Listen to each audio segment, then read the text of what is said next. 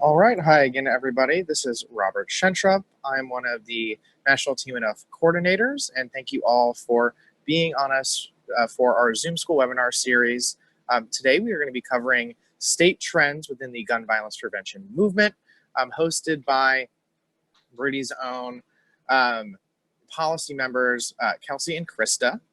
And so while we are doing the presentation section of the call, which will be about the first half hour, please hold your questions until the end. We've allotted about a half hour for Q&A at the end of this webinar. But if you have any clarifications while folks are speaking, or maybe you didn't hear something completely and you just want to check in on it, please feel free to utilize the chat function. And both myself and some of the other folks on the call will be moderating, being able to answer your questions as they pop up. But we will have a Q&A section at the end. And the way that we will be using that is through the chat function on Zoom. You can put in your question and we will just go through them kind of first come, first serve, and make sure that all of them are answered. We really want to make sure that the latter half of this overview is really tailored towards, what are the things that you're most interested in learning about? What are some trends that, maybe you've heard, but would really like to dig in more? We really want to tailor this discussion to you. But to start things off, I will kick it over to Kelsey, who will go over some of the state trends that she has seen so far in legislative sessions this year. And then Krista will talk about our code of conduct program that Brady is working on. So Kelsey, over to you. Awesome. Thanks, Robert. And yeah, thanks to all of you guys for hopping on. This is really exciting. I'm glad to still be able to find ways to connect to all of you despite, stay-at-home orders and everyone trying to take care of themselves during this pandemic. So thanks guys for, all hopping on. I know Krista and I are both really excited to kind of talk through our work in policy. And as Robert mentioned, we're really hoping to have a lot of this be like Q&A and interactive. So while we have a short PowerPoint, it's just that. It is pretty quick and really just meant to be a jumping off point to kind of spur questions and thoughts and discussions. We've gotten some amazing questions and engagement from Team Enough members over the last year about specific legislation or things happening in your states.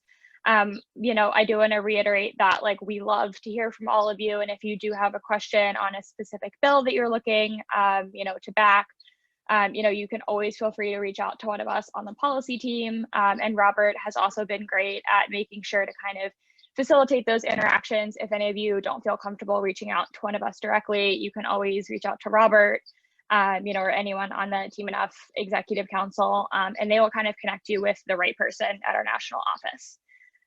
So I am going to attempt technology and see if I can share my screen.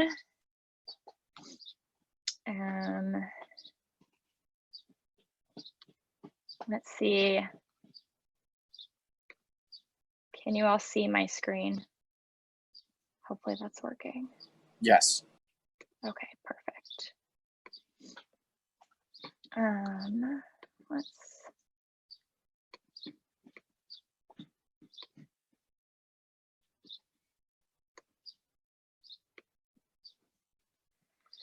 Okay, so just to kind of start as an overview, Robert was saying that I'll talk a little bit about the legislation that we have been hearing about and dealing with this year, but I also kind of wanted to take it back a bit more and see if, we can kind of do a more broad overview of what's kind of happened in the past 10-ish years in gun violence prevention legislation. A lot of people say that, the Newtown massacre tragedy was a big turning point in gun violence prevention legislation. And I think, unfortunately, a lot of people have also, had the perspective that, well, if we weren't able to do something on a national level, after 20 children were slaughtered in their classrooms and educators were killed and an entire generation of children were traumatized, then nothing is ever going to happen. And so I think that, while unfortunately there has been a lot of inaction and stalling at the congressional level, I do kind of want to give an overview of all of the amazing things that have happened in the states since 2013. And then, of course, we can dive in, as Robert said, any of the questions that you all have. Let's make sure that we talk about them and answer them. So on 3 major categories, I want to talk a little bit about what's changed over the years. So when we talk about something like background checks, this was, of course, a huge push in Congress in 2013, right after the Newtown shooting happened. And while there was an immensely disappointing vote that happened in Congress, what a lot of people don't know is actually over 20 states have improved their background check system since 2013. A lot of these have been huge victories, some have been smaller victories, but it really kind of runs the gamut from New York, which extended their background check system to say that a background check has a month to be completed. And so unlike in a lot of states where you only have 3 days for the background check to come back before there's what's called a default proceed, where the gun dealer can legally sell the firearm even without a background check having been completed. New York said, nope, we're not okay with that. We are going to say that the NICS system has a month to decide whether or not someone is eligible to purchase a gun or not. Virginia has obviously been in the news a lot recently, and for very good reason. Virginia has passed an incredible slate of gun violence prevention policies this year after years and years and years of inaction and stalling by Republicans at the State House. So Virginia just expanded their background check system to require a background check on all private gun sales, which is really exciting. Florida, in the aftermath of Parkland, established a 3-day waiting period. Washington expanded background checks to all private sales in 2014, and then since then has also initiated a system that is actually what they call an expanded background check for assault weapons. And right after Newtown happened, Connecticut enacted a universal background check legislation that for most guns runs like a permit to purchase system. So those are just a couple of the examples of the states that have taken action. But as you can see, a wide variety and range of legislation there, all of which is really exciting. Regarding extreme risk laws, before 2013, before Newtown happened, there were actually only 2 states that had extreme risk laws. Connecticut and Indiana, and both of them were pretty primitive forms of extreme risk laws. There are a lot of updates happening in both Connecticut and Indiana where they're hoping to really build out the extreme risk capacity that their state has and who is able to access it. But most recently, we saw New Mexico and Virginia just this year both take action to create really strong extreme risk laws in their states. And as I said, only Connecticut and Indiana really had these laws before Newtown happened. California, Washington, and Oregon all enacted state statutes before Parkland. And then since Parkland, the movement for extreme risk laws has just really taken off. 14 states plus Washington, D.C. have added this tool. And it's certainly not just in blue states with Democratic legislatures. Again, Florida enacted an ERPO statute, and it certainly was not an easy fight in that state, but as you can see, it can be done. Of course, the Newtown really catapulted the issue of assault weapons and high-capacity magazines directly into the national conscience. This has happened, I think, at a few critical points in the gun violence prevention movement. Certainly, this happened again with Parkland, but a lot of folks, again, have thought that really not much has happened since 2013, but in the direct aftermath of Newtown, and up until now, at least 5 states have taken action to regulate both the purchase and possession of assault weapons and high-capacity magazines. Action has been taken in New York, Connecticut, Maryland, New Jersey, and Vermont on one or both of those issues. Most recently, last year, we saw that Virginia took up this issue. Unfortunately, the bill did not get passed and signed this year, but we are I think, that fight is far from over. It was proposed and there was a lot of support for it, and it even passed in one of the chambers. I'll also say that outside of these three broad categories, there has really been, I think, a broadening of the scope of what gun violence prevention looks like. The movement has gotten far more intersectional. We started working with many other progressive movements in the country. And people have started looking at gun violence prevention policy outside of just, can we do a background check? So you see a few of those other categories that I mentioned down in the lower left-hand corner. We're thinking about what creating and funding violence intervention programs looks like to prevent violence in urban areas. We're thinking about how to prevent gun trafficking and straw purchases, which is something that Krista is going to talk a lot more about when she discusses our code of conduct legislation. How we keep schools and other sensitive locations secure and gun-free, talking about government buildings, places of worship, in addition to K through 12 schools and colleges, and preventing gun purchases by those with domestic violence or stalking convictions or under protective orders. So as you can see, the gun violence prevention movement has really moved forward with the way that we're thinking about what gun violence prevention looks like and what legislation looks like. And then I think I want to just talk a little bit about how gun violence prevention in particular has changed a lot when we think about the way that candidates campaign and how they win. I think, in it's probably 2010 to 2015, we saw a lot of candidates that were unfortunately really scared to talk about gun violence on the campaign trail. And these were candidates of all parties, Democrats, Independents, Republicans. There was definitely a fear and intimidation from the NRA and the gun lobby that if they even talked about guns, if they opened their mouth on this issue, that the gun lobby would come after them, pour millions and millions of dollars into their opponents, and that they would lose. I think what has really changed a lot in the past 5 years is that we're seeing both on a national, so congressional level, state level, and local level, candidates are not just running on gun violence prevention, they're winning on this issue, even in districts that have been held or have been traditionally red or purple districts. And I think that there's no better place to see that than what happened in 2019 in Virginia. This was a state where in a lot of purple districts and a lot of swing districts and toss-ups where you had Republicans that were not just conservative on the gun issue, but that were also directly endorsed and funded by the NRA, the NSSF, or other members of the gun lobby. The Virginia Coalition, the VCDL, which is a very, very strong state-based pro-gun group that I think a lot of you are familiar with and have heard of, given everything that happened this year. They also really came out in force for the candidates that they supported. And so I think that there was a lot of fear around the issue, but in 2019, Democrats, vast majority of which ran on the issue of gun violence prevention, won control of the state house, both chambers, for the first time in about 20 years.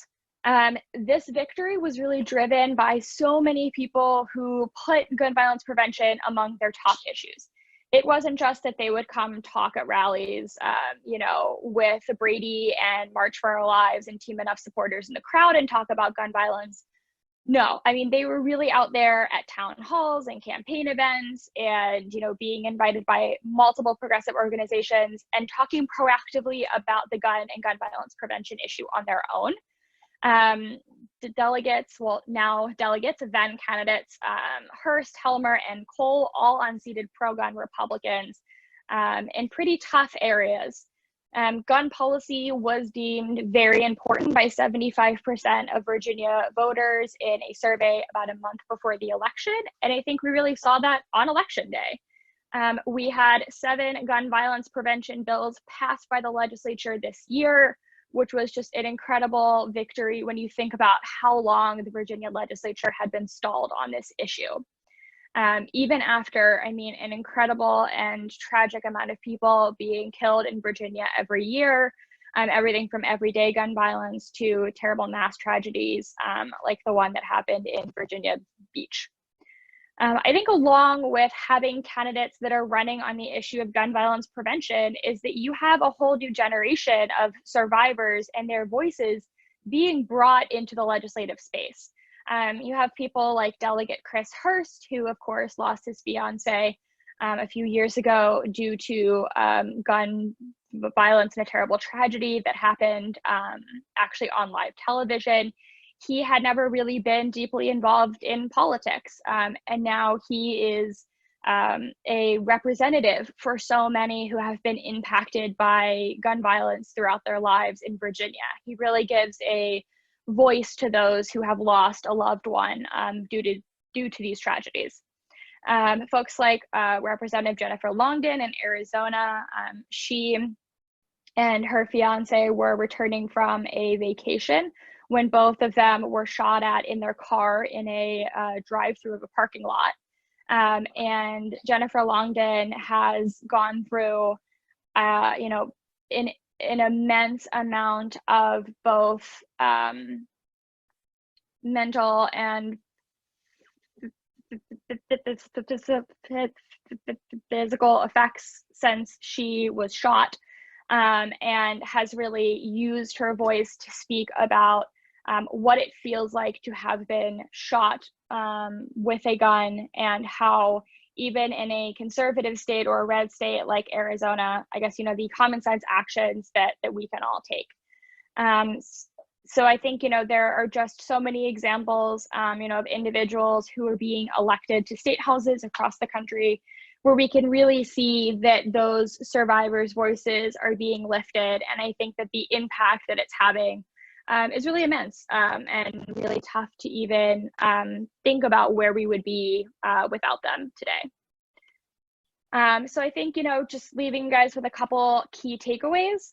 Over 140 gun violence prevention bills have been signed into law in the states since Parkland in 2018. So whenever someone says nothing is happening on the gun violence issue, I think that's a great statistic to point to. We have action in everything from violence intervention programs to extreme risk laws to stronger regulations on assault weapons and background checks. All of these things combined are making a real impact. Every time we pass 1 or 2 or 3 state laws, so many more people are going to be protected from the impact of gun violence in their communities. As we just talked about, candidates are running on a platform of gun violence prevention policies, and they're ending up in legislatures and having incredible impacts on the movement. Intersectionality has really moved to the forefront as GVP groups are considering the implications of their laws in communities, and they're learning to shape them with a more intersectional lens, thinking about how do we bring in the voices of more victims and survivors? How do we talk about domestic violence and firearms?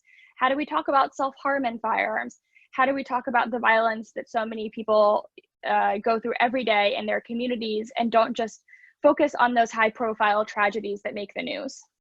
And I think, you know, the last thing that I want to say is that I think that we really entered a new frontier in gun violence prevention policy. We don't just have to think about, you know, policies like background checks and regulations of assault weapons, both of which are fantastic, don't get me wrong. But I think that something that has just been incredible to see is the way that people are really thinking outside the box, and how we really bring gun violence prevention into the spaces that someone is comfortable talking about. So there are a lot of independents and Republicans that we work with that might not be comfortable talking about an expanded background check bill, but they have a lot of maybe personal stories or experience with someone who has tried to harm themselves with a firearm, or has threatened to harm themselves with a firearm. So how do we talk to folks about what the risks of harm of firearms are in the home, and how does that lead to things like better safe storage or child access prevention laws? So I think that's just a really kind of exciting point where we are right now, is that we can talk about gun violence prevention legislation in a lot of different ways. I am going to stop sharing my screen so that Krista can hop in for her part.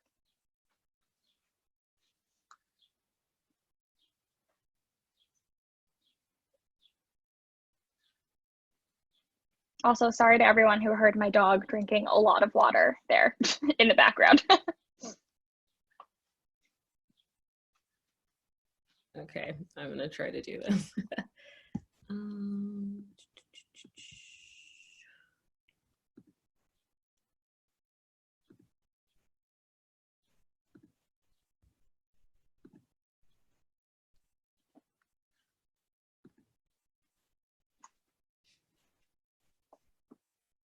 It's not working, is it? Wait. No, did you go down to, there's like the green button in Zoom that says like screen. I did it. I have like a privacy setting that's not accommodating this. So let me try. If you want, I can. Okay, pull is that mine ready up. now? Yep. Okay, awesome.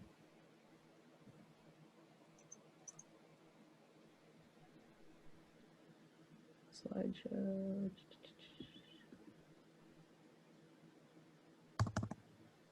All right, so I'm going to be talking about code of conduct, and the reason why it's separated out from everything that Kelsey's been talking about is because it's kind of a separate push that we've recently started in the States to take a different lens on gun violence prevention in the ways that Kelsey was talking about, of just like really trying to tackle what ends up looking more like community violence than the more incidental ones that are more high profile in the media. And so we call it code of conduct legislation, but it's essentially a way to require gun dealers to use a certain standard of care in the way that they operate their business. And we're asking them to do that. We're asking states to require them to do that because gun dealers are at a very specific point in the supply chain that could really have an impact on how many guns or the way that guns are diverted from the legal market into the illegal market. So they're the juncture at which a legal gun becomes a crime gun. And the reason that's the case is because the ATF or federal law requires that everyone else up to that point in the supply chain track the serial numbers of the firearms and who they are transferred to. And the licensed dealers will have to do that up until the first point of retail sale. So once that person comes into the gun shop and they fill out the form 4473 and leave, any subsequent transfers of that firearm won't be tracked because we don't have any kind of a national registry. So it's really important for gun dealers to use business practices that where they ensure that they're transferring that firearm to somebody who's legally able to possess it, that it's the person who says they're going to obtain it for their own personal use, and that they've got enough security features in place that prevent theft and robbery. So you can see some of the statistics here on the PowerPoint. Gun theft is a huge problem, and straw purchases are a huge problem according to ATF on where they're seeing the glut of guns that enter the criminal market come from. So straw purchasers are engaging in illegal conduct, but it isn't necessarily that easy to detect until something bad happens. So it's when a person goes in and they obtain a gun and they say to the gun dealer that I'm buying this for my own personal use, but they're actually intending to buy it to give it to someone else. So a classic example would be, I know I have a felony and I wouldn't pass a background check, so I'm going to ask my friend or this person that I kind of know to go buy it for me, and I'll pay them a bunch of money to go through the transaction because they'll pass the background check. So those guns almost certainly are either going to end up in the hands of prohibited purchasers or likely be used in crime. And then stolen guns, I think, so this video here is kind of a visceral show, and I can't get this to play, so maybe we'll just send the video out. But this is, I believe it was the New Yorker magazine. They did a really great investigative study about how flagrant and intense the gun store burglaries can be.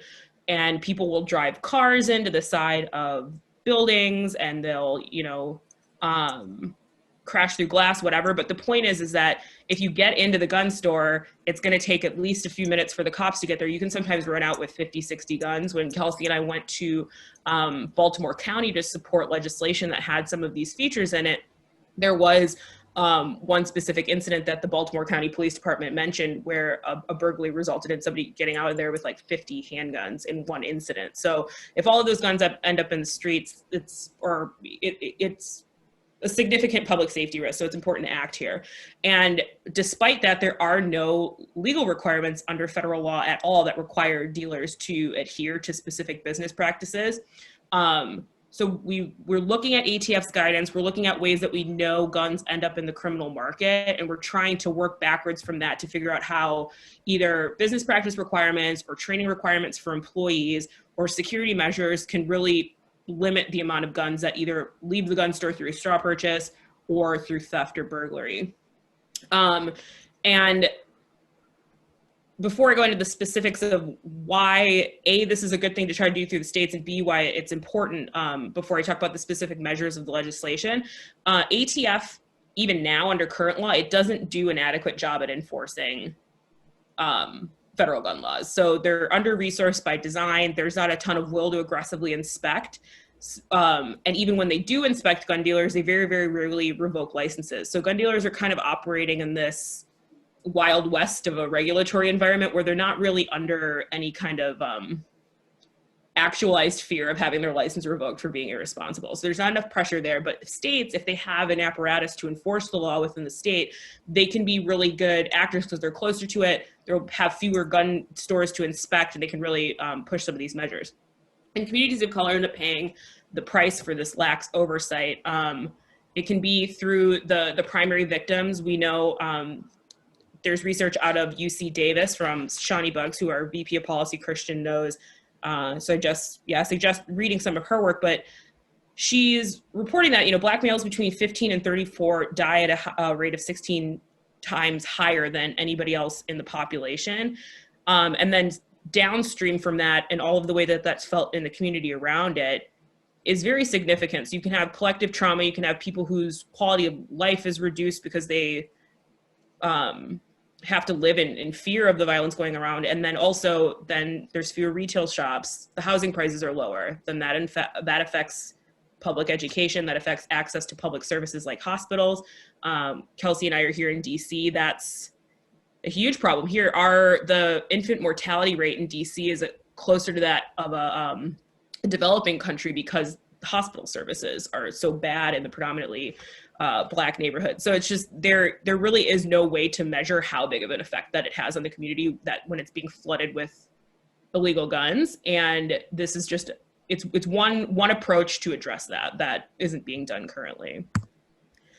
So Brady put together what we're calling a code of conduct framework, and it has few components, and we want states and localities to adopt this for the reasons that I've said, but one is to mandate that certain business requirements are followed by law, so that it's not just, if you're a good, responsible gun dealer, you go above and beyond and actually ask enough questions to figure out if somebody's a straw purchaser. Because on the form, when you buy the gun, you just check a little box that says, I'm buying this gun for myself. But if you come in and you're talking on the cell phone to the person who actually wants you to get it, and you're like, well, is it this kind or this kind? And you don't actually know anything about guns. You don't have any way to kind of communicate about what you intend to use it for. Those are signals to the gun dealer that they should be asking you more questions. So we want gun dealers to work with ATF to codify, what really are the indicators that you should be looking for? And at what point as a business are you going to tell your employees, this is the juncture where we collectively then refuse a sale? To that end too, we want all employees to undergo background checks. Currently, the holder of the license, the federally licensed firearms dealer, they have to pass a background check, but their employees don't. So we want to make sure that anybody transferring guns is able to legally possess them. And then in instance where you do negligently transfer a firearm or you violate the law that we've created around this, you should have to have insurance to be able to respond to the people who are injured as a result of that. So we want everybody to have liability insurance if you're going to be operating in this space. And that's not something to target specific dealers. Literally every other business that is remotely regulated, like grocery stores. If you go trip on something in the grocery store, you can sue the grocery store for negligence. But if the same thing happened where a gun dealer was negligent in the way they were selling the gun, it's just kind of, they're quarantined off from the way that basic common law operates in other aspects. So it's just kind of standardizing that. And we also want the physical security measures. So, it's best practice to make sure that when you leave the store for the night, you're putting the inventory that's out and more readily available into a vault or into shatterproof glass so that somebody is able to enter from the exterior of the store. They can't just smash glass in and run out with 50 guns. So you might not stop people trying to get in, but you can definitely get better security systems in place and more physical impediments that if somebody does get in, it will take them longer to access more guns so that the police can respond and fewer guns end up being stolen. So, sorry. Yeah, so that's Kelsey here. Yeah, this is a supply side approach. It's something that I think differentiates Brady from other gun violence prevention groups, is really focusing at where in the supply chain is this problem initiating and tackling it with putting the onus back on the people who are profiting from selling the guns instead of putting that on the communities that are experiencing the violence. So for example, in Chicago is one city that actually released some of its trace data. And 40% of the guns that Chicago PD recovered in crime, they could trace back to 7 specific dealers all in the suburban area around the city. Like those people don't live in Chicago, but they're profiting off of selling these guns to people that they really have an obligation to do a better job of screening to make sure that they're buying them for their own personal use as they're certifying on the form when they get it from them. So yeah, the key takeaways here. This is kind of a new space for us. It's part of Brady thinking outside the box to figure out how we can respond to community-based gun violence. This is a racial justice issue because of the impact that it's having on Black and Brown communities, and it's a good way to talk holistically about preventing gun violence when we really want to hold the people who are profiting immensely off of transferring these guns to really exercise the care that responsibility entails. So that is all I have, and we could move to questions. Krista, do you want to see if I can pull up the video that we were trying to play? Sure. Okay, can you? Yeah, perfect. I'm gonna see if I can share my screen again and see if I can get the video to play. Awesome. And this is Robert. While we're getting the video up, if you do have any questions, please feel free to put them in the chat. And once the video is over, we'll make sure to start the Q&A session. Yeah, perfect. So you all can see my screen, right? Yes. Okay, perfect. So yeah, this is a video of robbers in a Maryland gun store. As Krista said, we were recently supporting a Baltimore County local code of conduct bill, and this was part of the reason why Maryland has actually, for how strong its gun laws for how strong their gun laws are, Maryland has actually had a huge theft problem with a couple stores in particular, and law enforcement has tried time and time again to try to get them to improve their policies and their practices. And this was one of the videos that they showed when they were testifying as to why this bill would be so important. So I thought you all would be interested in seeing.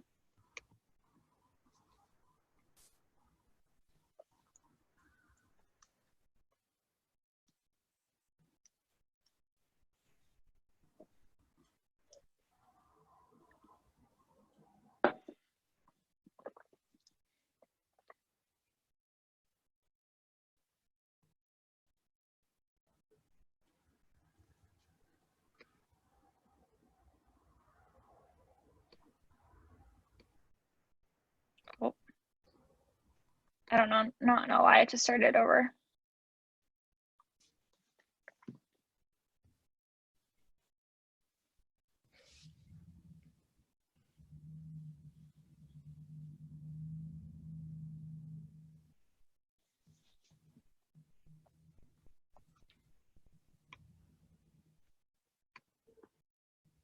Okay, yeah, so I guess, you can kind of see there, and Krista can probably give a little bit more context as well, but how really easy it was for them to be able to come in and smash the glass display cases and rip out,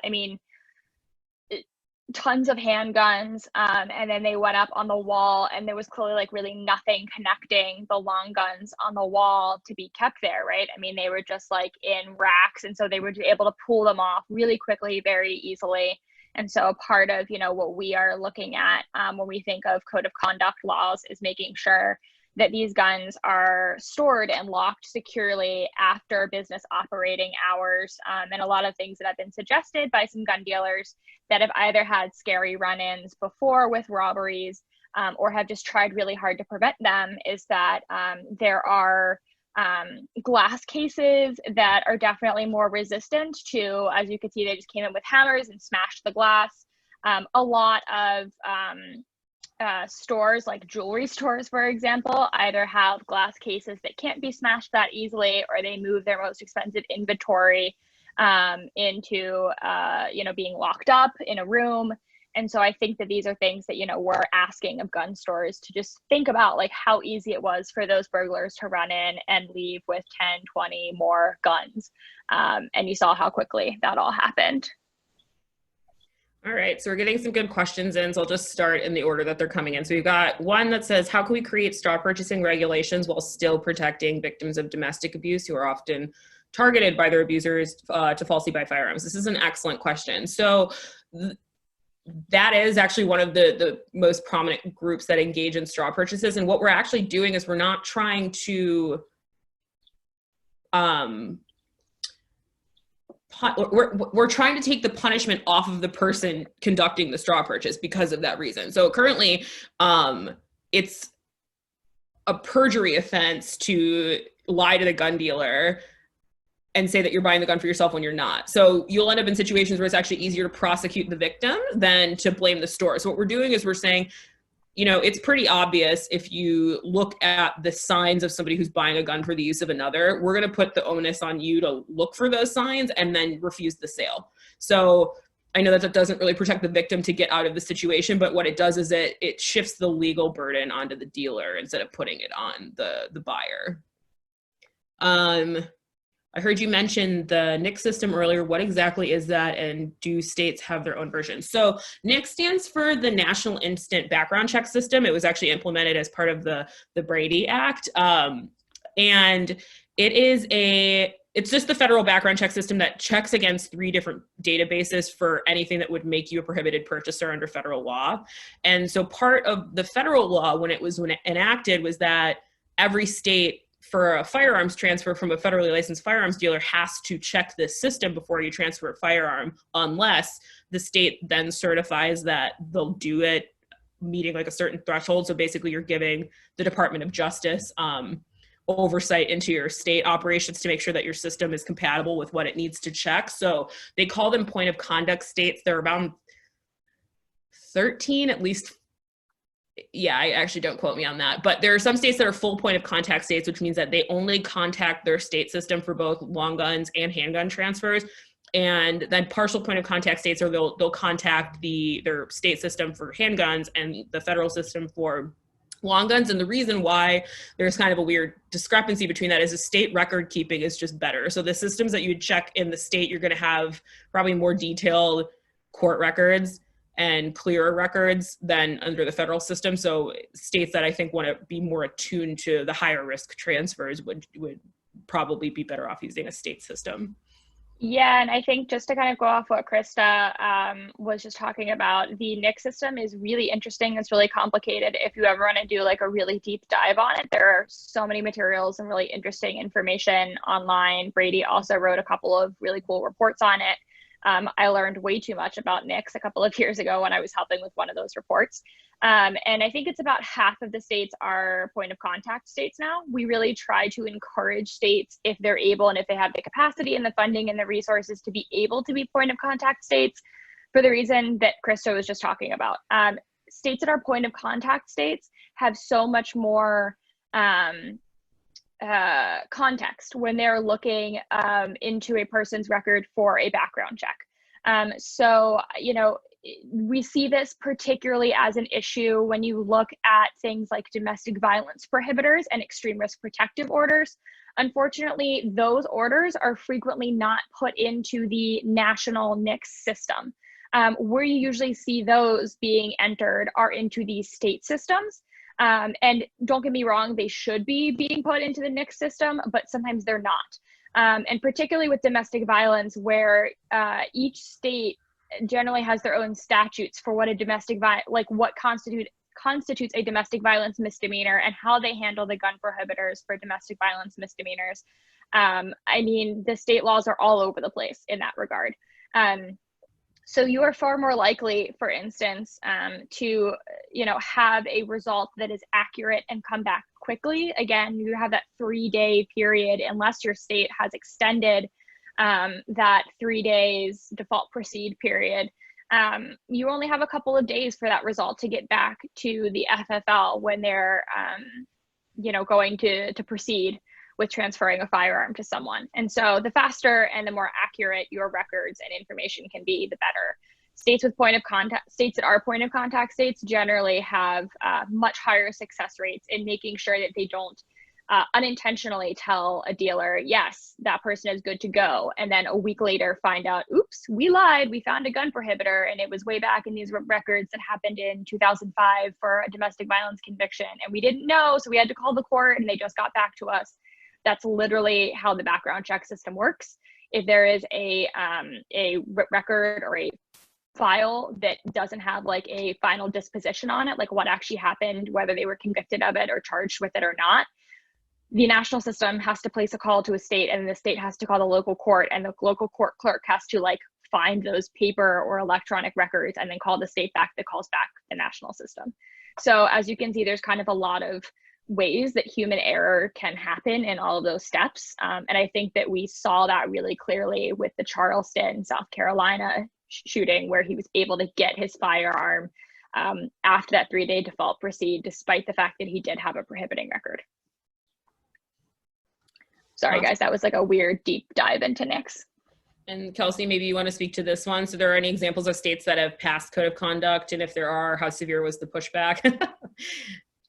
Yeah, sure. So, yeah, I guess there's two different parts to this. Any examples of states that have passed code of conduct laws? Yes, New Jersey has, and then, you know, there are a couple of other states that have taken certain steps. Baltimore County actually did just pass the ordinance that we were talking about. So we are starting to see local localities, municipalities take this up as well. We were really heartened by the fact that Baltimore County wanted to move ahead. And we had a great bill that was introduced in the Maryland State House. Krista and I were both up there to testify.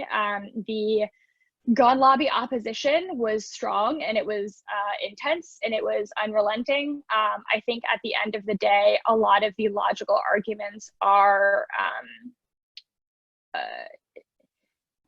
they're on, I think, like our side when you think about it. So I think that there are a lot of ways that we can talk to people. We were getting really good traction with both Democrats and Republicans on this idea that you're, you know, you're operating as any other store would. So why shouldn't you have to have the same type of commercial liability insurance that Krista was talking about earlier? Krista, do you want to talk any more about like the pushback from the gun lobby? Yeah, and I'm going to couple it with another question that came in because they're closely linked. So they're, if the dealers are capable financially of providing better security, would bills lead to funding? So that was one thing that was a huge part of the pushback, is because because there are no baseline requirements, different gun stores are going to have radically different security features.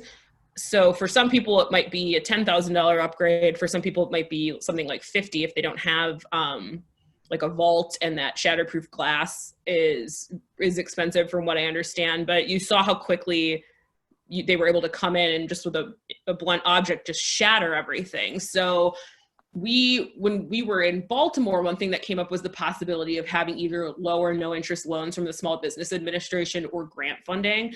And honestly, we would be open to any of those things, because if it is a business threatening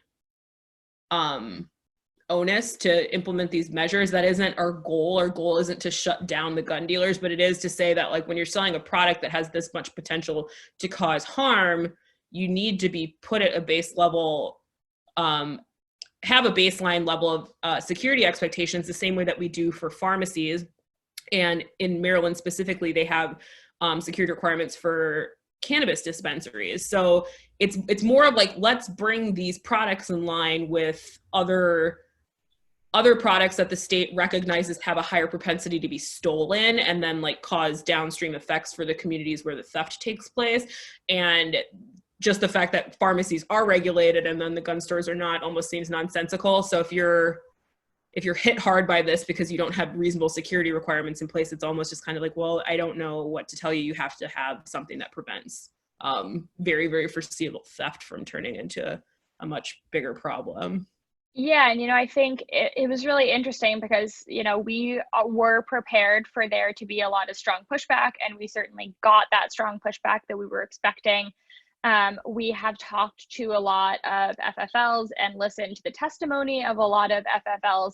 And it's kind of fascinating because their arguments kind of almost work against each other. So one of them will stand up and be like, listen, I am the most responsible person. I already have so many security measures. I have an alarm system. I have all of these like, specific, I guess, yeah, they were mostly talking about like external security system, right? So alarms, and I have bars over the windows, and I have bollards out front so that like a car can't just back into my store windows and smash them.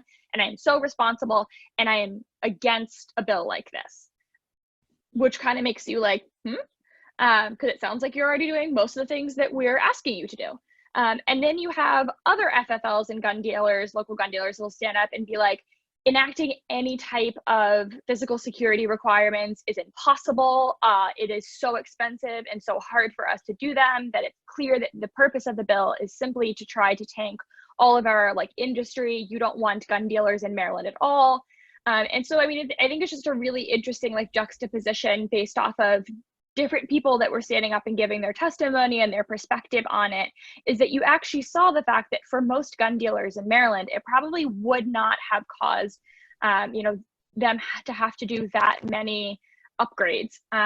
But like Krista said, I think, really interesting about how in Baltimore, they recognized that for the gun dealers, and in a place like Baltimore County, they know exactly how many gun dealers there are, and the Baltimore County Police was very familiar with working with all of them. And so it's clear that the legislation that they were considering was really to target a couple of key gun dealers that were so wildly out of compliance with what any normal store, let alone a store that sold objects that are lethal, would think of as good security.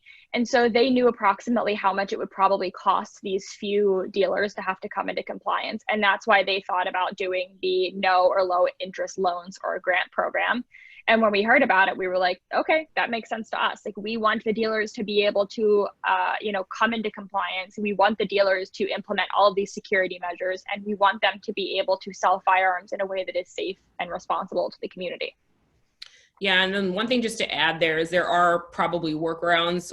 Our approach is, it does prescribe certain minimum standards for security, but the way that New Jersey handles it is that they have a legislative line item that just says the security needs to be adequate, and the state police actually is a contingency of the license goes to the gun dealers and certifies that their security features are adequate. I think that might be a more nimble approach, but a lot of that will depend if the firearms dealers have radically different inventory. Like, if you have assault weapons in your inventory, you should probably put them in a vault after business hours. If you only sell hunting rifles, maybe that's a different story. So I can understand, I take well an argument that it should be a little bit more flexible if the state has the resources to allow for that, but there is just at least a baseline that everybody should adhere to. And that actually will end up helping the dealers, because if you are required to have insurance, the insurance company will start to mandate, a minimum level of responsibility that you have to carry out in order to be covered under the plan, and then everybody's doing it. So it's the cost will be absorbed better across the industry if everybody's required to take these steps at the same time. Yeah, it looks like we have a question about Virginia and one handgun a month laws. The question is, I'm curious as to how widespread these regulations are nationwide, and if we have any state level case studies for their effectiveness at reducing trafficking. Yes, I would not say that they're very prolific nationwide yet. I think what is most interesting about Virginia and what Virginia chose to do was that they actually had a one handgun a month law for about 15 years before it was repealed by the state legislature. And I think it was in the 90s to the early 2000s. I would have to look back into my testimony on that bill. So I can make sure to get resources to you on it. But what we learned in the aftermath of that law being repealed, because of course it's kind of tough to tell the effectiveness of a law in the first couple of years after it was passed. So what we learned about that law after it was repealed is that it actually did prevent a lot of gun trafficking. And so you saw a lot of the change, particularly in how many illegal guns the Virginia State Police were finding on the streets. And, you know, it actually really did positively impact the other states around Virginia as well. So you saw a decrease in trafficking kind of up and down the 95 corridor. So the 95 corridor is frequently called the Iron Pipeline because you have states in the South that frequently have more lax gun laws, states like Virginia before this year, into the Carolinas, down to Georgia and Florida. And straw purchasers and traffickers will go to those states, purchase huge quantities of firearms, and then traffic them north on the Iron Pipeline into New England, states like New York, New Jersey, Massachusetts, et cetera, where the states have much stronger gun laws. Yeah. So, yeah, go ahead, Krista. I was just going to say it's a different side of the same coin, as well as what there is study on is permitting and training requirements. So Daniel Webster from Johns Hopkins has data showing that if you require people to get handgun safety training or get a license to possess a firearm or to purchase a specific firearm, that has a demonstrable effect on gun trafficking and how many crime guns show up. And they kind of come at the same problem differently. If it's easy enough to go find anybody on the street to say, well, you go buy this gun on my behalf because I won't pass a background check, like you're upping the ante a little bit. Like, well, now that person can't just do it, they have to go get a license, and it just reduces it because it makes it harder to ask people to engage in straw sales for you. And it also gives the dealer more information. If they're keeping good records, if you buy more than one handgun a month, having a license tied to that will make that information easier to gather. So just these hints of like, how easy is it for the gun dealer to get indications that somebody isn't buying guns for their personal use? Yeah, no, exactly. And I'm trying to find the statistics that we have on Virginia's one handgun a month law and how effective it was. I don't want to waste a lot of time trying to find that right now. But Ben, you were the one that asked the question, so I'm happy to get our testimony on the one handgun a month law over to you. I think that's helpful if you're looking for more specific stats. But the short answer is that unfortunately not a ton of states have them. But like Krista said, some states regulate it via a permit system. So some states might not say like explicitly you can't buy more than one handgun a month, but they might say you can only get one permit per X number of weeks or months, et cetera. So I think in states like Massachusetts, you can only get one permit a month. And so that limits you to being able to only get one handgun a month. Virginia's law is good because it's very explicit about the fact that you can only have one handgun, you can only purchase one handgun a month. I think that will count for obviously not just sales from licensed gun dealers, but also private transactions as well. So I think, it's another great piece of legislation, and it does help when we're talking about trafficking, especially a state like Virginia being able to traffic guns directly across into a state like DC that before this year had, markedly stronger gun laws than Virginia. It's still stronger, but the gap is closing is the good news. Do we have any other questions? I know we're almost out of time, but if anyone has any last questions or thoughts. Yeah, and while folks are, writing out any final questions, I do want to just take a little time to thank everyone for being able to join us this afternoon.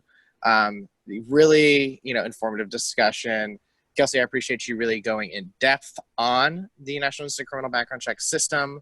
I think it's something that it's very in the weeds, but it helps everyone, better understand, exactly how the background check system works, the intricacies within it, and, understanding why there's still a decent amount of loopholes that we need to close within it in order to make the system more effective. And also, Krista, hearing about the code of conduct. It's something that I only really started learning about recently. But I think that for a lot of folks, it's definitely really informative to learn more about, how gun dealers are really part of the Iron Pipeline and have to really factor into a lot of the violence that we see in urban settings. So I thought it was really exciting to hear that. And I want to thank you both for being able to take the time to join us this afternoon. We will be doing another Zoom School webinar this Sunday.